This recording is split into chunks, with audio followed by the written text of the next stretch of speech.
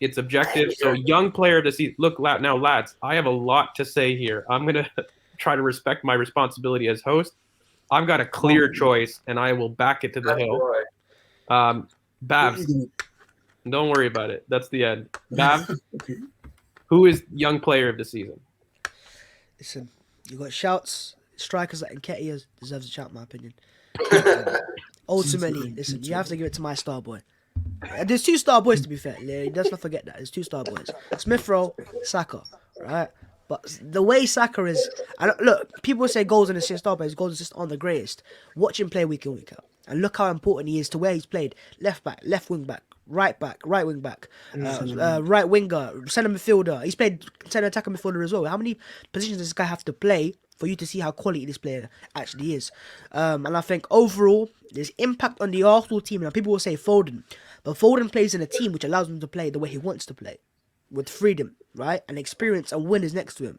Saka doesn't have that. And yet he still carried Arsenal in so many games. So I'm going to go Bukayo Saka. Excellent choice. And, cough, cough, like I may have had this. But and I expect the same from all of you as well, by the way. Yep, yeah, for sure. You know what I mean? That's 2 already. Looking closely now. I'm on to you, man. Let me say, Saka... Chris, don't disappoint me, please. It won't be. So I'm going to say all the shouts of the people I think deserve a mention. I think Saka, Mason Mount, definitely. Phil Foden, Declan Rice, Pedro Neto before he got injured.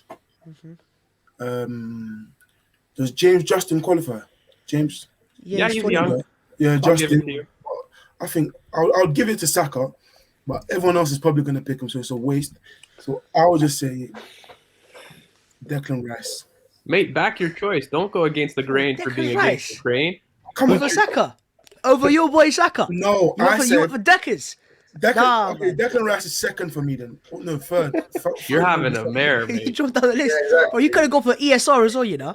No, Saka's my player. Saka's my young player this season. Good. Definitely. Okay, Z, please. At least Rashford wasn't mentioned. Yeah, I think Rashford's not 25, isn't he?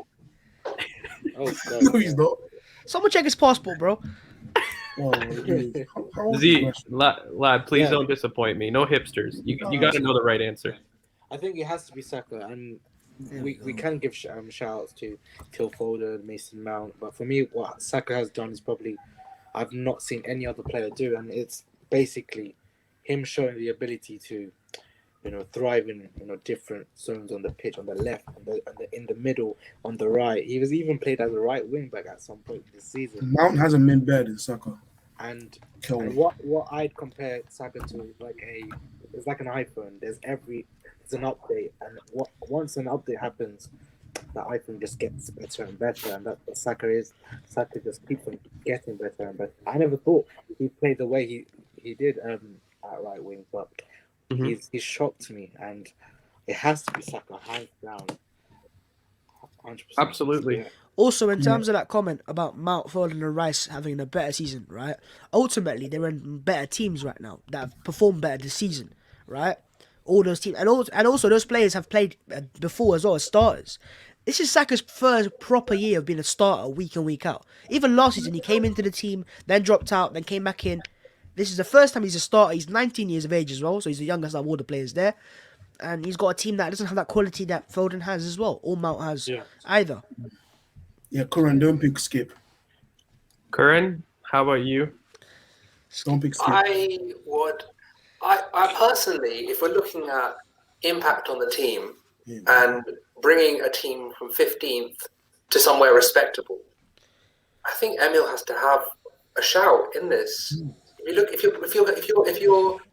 if every game you start, the average points is 2.2, which is championship form. You can't say that he has not had a massive impact on the team. So I personally, I get it. I love Bukayo. Bukayo's been amazing this season. He's filled so many gaps. He's played in so many different positions. But if you're talking about changing a season, literally changing a season, I would have Emil. I really would have Emil. He's been excellent. His ball carrying, his ability to play through the lines, his ability in the left half space to interact with Tierney, and to be able to put balls in behind to the likes of Pepe, for example, in that Slavia game, or his ability to really pop in and out of spaces is elite. And I really don't think that if you look at it, you can really. I personally, I can't put it past Emil. For me, anyway. Well, okay, so I'm going to round this out, and I've got a lot to say on this. I'm going to put it right out there. Bukayo Saka, and I'm going to give you some reasons why.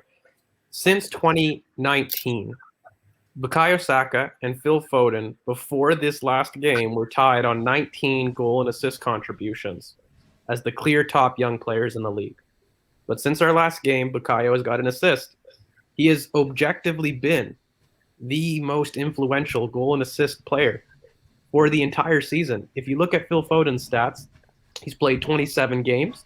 He's got 8 goals and 5 assists. Bukayo Saka has got 6 goals and 8 assists. He has a bigger output. And this is just pure numbers. Now, if we're going to look at impact on the team, let's look at these young players in every single third of the pitch. Bukayo Saka has produced at left back. If you stick Phil Foden, if you stick any of these young players in midfield, at left back, do they have an impact on the team? We know Bukayo has. He's proven it in the Premier League. He's proven it outside in Europe. And not even excluding the fact that he's done it in every single third of the pitch, he has done it objectively with his numbers. He has produced more numbers than any of the players mentioned, which is crazy to me because I don't think people give him the respect he deserves. I think he is our technical leader. If you look at impact on the team, we look at him to change a game. He is the only one trying to impact the team consistently. So if you're looking at the 3 core measures that I look at, which is impact for the team, output, and then finally, can he do it in different areas of the pitch? He excels in every single one. If I put Bukayo Saka, or if I put Phil Foden right wing back, is he locking down that position? Nope. I've seen Bukayo do it.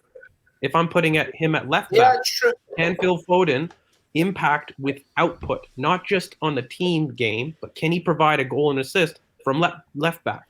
I've seen Bukayo do it. And again, if I look at the pure numbers, he has more goal and assist contributions than Phil Foden. This is a fact. And so, again, I am very clear on it being Bukayo Saka. Babs, guys, do you have any, I'm very happy. No, Saka for me as well. But you have to give shouts to Fofana potentially. You know, Fofana? He's had a good season.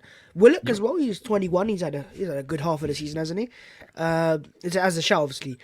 But I just think Saka. Look, but I will say one thing. Neto's impact on Wolves has been massive as well. For that injury. And maybe if he'd stayed fit, he might have, also been maybe over Saka. But listen, he's not, unfortunately. Saka's fit, and I'm going for Saka, my star boy. Okay. Are we all kind of unanimous on this in terms of Bukayo Saka? Bukayo Saka. You mentioned it a little bit, but I'm happy with Saka. I'm happy Curran pick someone else though. Okay, so maybe Curran, if what we can do, if we can actually, and again, just Calway, again, it's most goal and assist contributions. It's not goal contributions, it's goal and assists. That's what I was making the point on.